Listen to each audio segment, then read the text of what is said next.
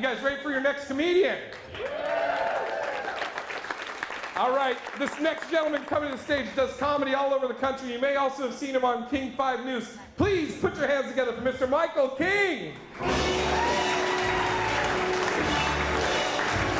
Have fun. All right, thank you.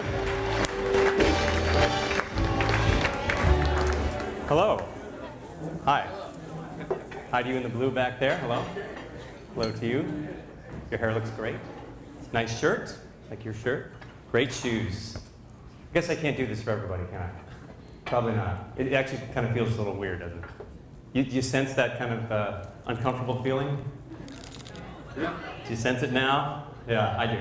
I have to tell you, before we kind of dive headlong into the knee-slapping hilarity, you should know that I grew up on a street where the government posted a sign that said, "Slow children at play." It was right by my driveway. But over the years, I've overcome that. I will not live by that label. So what I've done is I've compiled for you, in my 45 years on this planet, I have overcome that. I've overcome living in the slow neighborhood. And I have come up with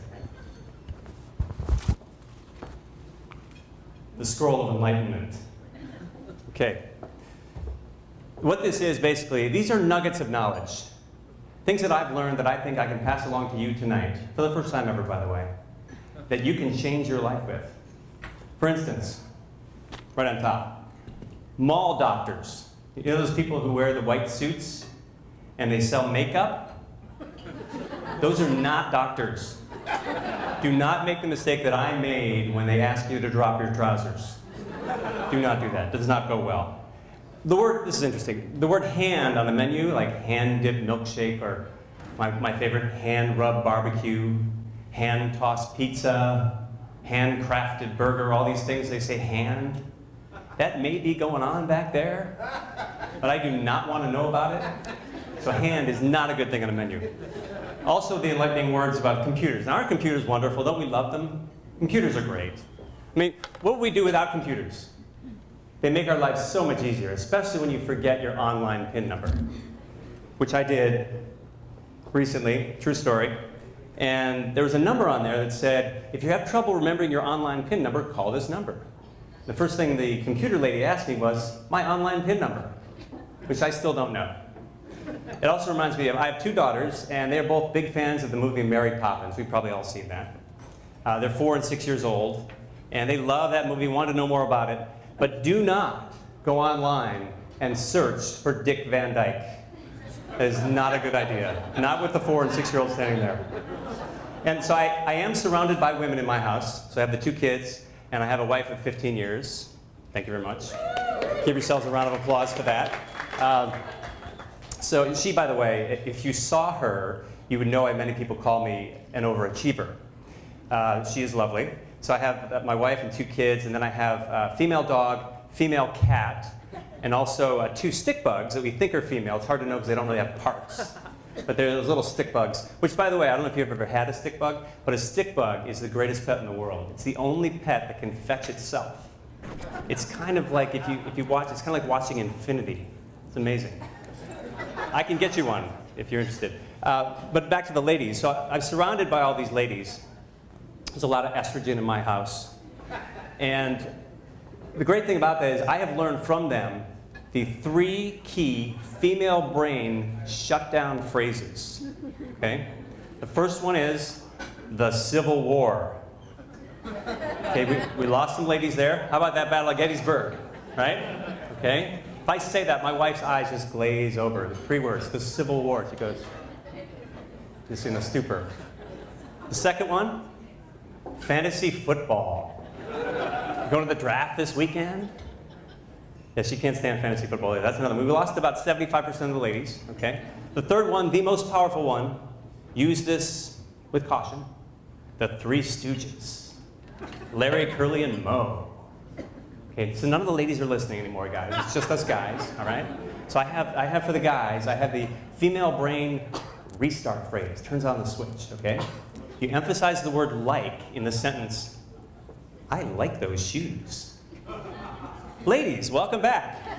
Here you are. I have a gift for the ladies as well. This is the male brain restart word. We don't need a phrase, we just need a word. That word is? Close. Very close. Cleavage. Cleavage. Works every time. All the guys go. Now, here's the interesting thing about cleavage. If you'll notice, cleavage actually, there is a literal arrow that is formed by the shirt and the cleavage. See the arrow? Shirt and the cleavage. And that arrow is saying, looky here, right? But my wife says that's not true. I have no idea why. So what she says to me is, beware the arrow. Do not follow the arrow. The Scroll of Enlightenment also will change your life in that I can tell you about rental car companies. You would think that rental car companies care about you, but I'm here to prove to you that they do not care about you. I have some proof right here. I have a receipt from a car that I rented in Minneapolis. And there's some interesting fees on here. There's the auto facility charge. How much was that? $9.75, auto facility charge, whatever that is. There's the vehicle rental tax for $10. There's a concession recovery fee. Concession recovery fee. And that one is a whopping $16.50. I was trying to figure that out. I was like defining those words. I think I know what concession is. That's what you get at a baseball game. Recovery. None of it really came together. My favorite all time on this is an actual receipt. It says the vehicle rental fee. So I just paid to rent a car, and then they have our vehicle rental fee for $8.40. That's like going to get a hamburger and paying a hamburger fee. Or if you were to fly on a plane and pay a baggage fee. That's crazy. Yeah, I did just fly. It was really fun paying those fees. A couple more for you from the Scroll of Enlightenment. This is an ancient document, by the way. There's a fine line between okay and not okay. It's okay for Rafiki to dangle Simba over the cliff. Hakuna Matata, it's fine, they cheer. But it's not okay for Michael Jackson to do the same thing. The very same thing. It's a double standard. Here's one for the guys, too. This is very important. If you learn nothing else, learn this. It's okay to say, nice shirt. That's okay. Goes well with your outfit. But it's not okay to say, nice bra. Totally different feel. Although, it is okay in some parts of Papua New Guinea, you just have to check before you go. It's not a problem there. All right, last one, and this is another really important one. This is the one that I think you'll probably use the most. If you're in some kind of a castaway situation, you desperately need water, so thirsty, parched, and you are in that situation, almost about to die, on death's doorstep. A recent study indicates, and you can say that and go anywhere, but a recent study indicates that you can consume your own urine, or as my daughters would say, your own pee-pee, 9 times before it becomes toxic. 9 times. Now, how do we know that? I mean, who's volunteering for that study? I'll find that out. All right, the restrooms are in the back. You guys have been very well behaved. Give yourselves a round of applause.